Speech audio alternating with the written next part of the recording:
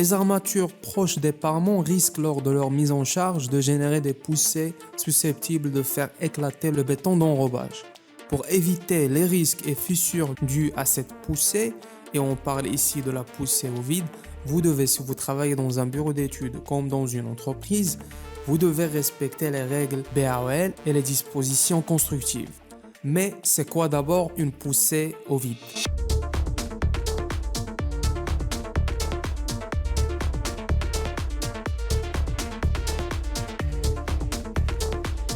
Toute armature courbe tendue exerce sur le béton dans son plan et vers sa concavité une poussée FR. F, la force de traction, et R, le rayon de courbure.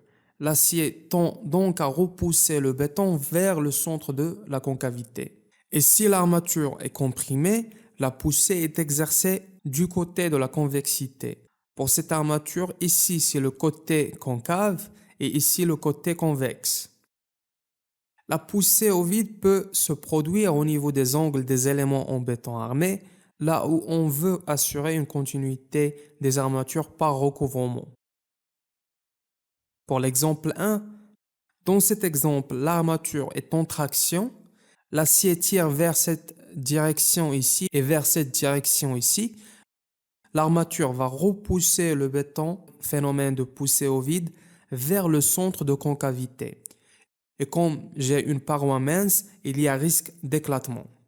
Il faut donc adopter le mode constructif qui permet d'éviter ce risque dû à la poussée au vide et trouver la solution qui assure la continuité des armatures pour cette poutre à un angle de 80 degrés. La solution est de remplacer l'armature qu'on avait avec deux armatures. L'armature 1 repousse vers un paroi de béton épais et la même chose pour l'armature 2. Avec cette solution, on peut maîtriser le risque de la poussée au vide. L'exemple 2, on a la même chose ici. Les limons d'escalier peuvent donner lieu à une poussée au vide et la solution est de remplacer une armature avec deux armatures qui travaillent toujours en traction mais en limitant la poussée au vide. Bien sûr, il y a d'autres solutions et dispositions qu'on peut adopter, mais le principe reste le même. Pour éviter les poussées au vide, on choisit un tracé judicieux des armatures qui oriente les poussées vers la masse du béton, là où se trouve une épaisseur importante, plus de 10 cm, qui peut résister aux efforts des poussées. Un autre exemple, c'est le problème particulier des ancrages avec retour d'équerre. On trouve ça au niveau des chaînages périphériques, des chaînages horizontaux. On doit choisir le bon mode constructif pour les équerres de liaison d'angle. On sait que si on laisse l'armature de cette façon-là, le béton d'enrobage va s'éclater, mais aussi dans cette situation, l'épaisseur de béton sera mince et on n'aura pas d'autre choix que travailler avec cette épaisseur. On a deux solutions, soit de disposer une ligature ancrée dans la masse du béton, c'est-à-dire on relie ce retour à la masse du béton,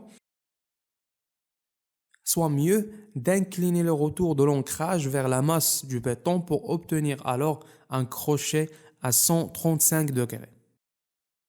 Ici, on a la vue en élévation des aciers de liaison entre un chaînage vertical et un chaînage horizontal. Et ici, on a quelques méthodes pour limiter les poussées au vide, telles que les fers crossés, les fers en U et bien sûr les équerres.